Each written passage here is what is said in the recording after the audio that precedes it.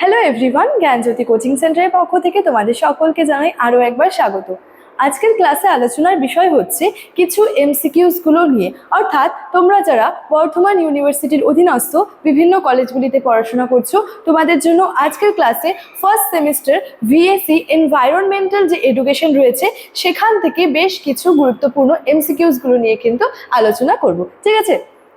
আচ্ছা, প্রথমত দেখো যেটা রয়েছে আর কি, প্রথম 1 নম্বর এমসিকিউর মধ্যে যে এনভায়রনমেন্ট অর্থাৎ এই যে পরিবেশ শব্দটি, এটা হচ্ছে কোন ভাষার শব্দ থেকে এসেছে?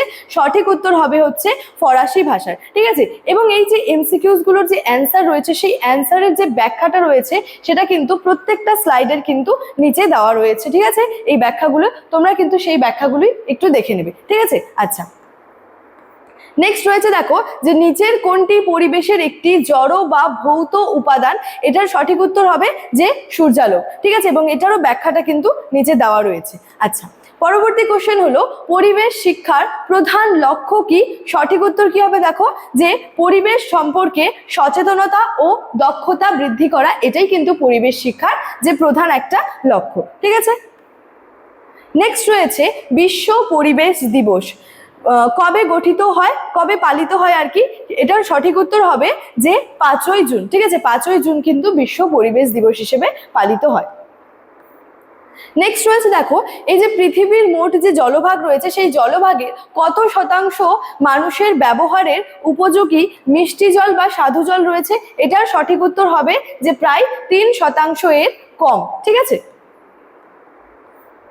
নেক্সট রয়েছে দেখো যে কোনটি পরিবেশের সজীব বা জৈব উপাদানের অন্তর্গত নয়? এখানে কিন্তু অন্তর্গত নয় বিষয়টা বলেছে, তো এক্ষেত্রে এটা সঠিক উত্তর হবে যে শিলামণ্ডল। ঠিক আছে, আচ্ছা প্রত্যেকটা এমসিকিউর ব্যাখ্যা প্রত্যেকটা এমসিকিউর অ্যান্সারের নিচে কিন্তু দেওয়া রয়েছে।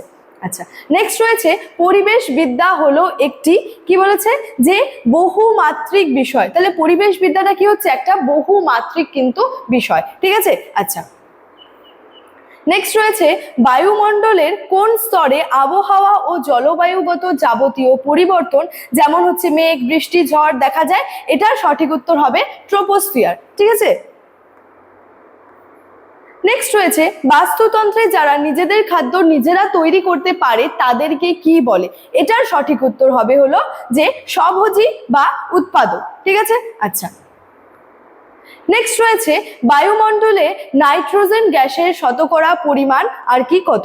এটার সঠিক উত্তর হবে যে প্রায় 78.08%। ঠিক আছে, প্রত্যেকটা এমসিকিউর যে ব্যাখ্যাগুলো রয়েছে আমি বলছি যে প্রত্যেকটা অ্যান্সারের কিন্তু নিচে দেওয়া রয়েছে, তোমরা সেই বিষয়টা দেখে নেবে, তাহলে কিন্তু ক্লিয়ারলি আর কি বুঝতে পারবে। ঠিক আছে, আচ্ছা তো পুরো 10টা এমসিকিউস নিয়ে কিন্তু আজকের এই ক্লাসের মাধ্যমে আলোচনা করলাম, এবং পরবর্তীতে কিন্তু আরো বিভিন্ন এমসিকিউসগুলো নিয়ে কিন্তু তোমাদের সঙ্গে আলোচনা করব।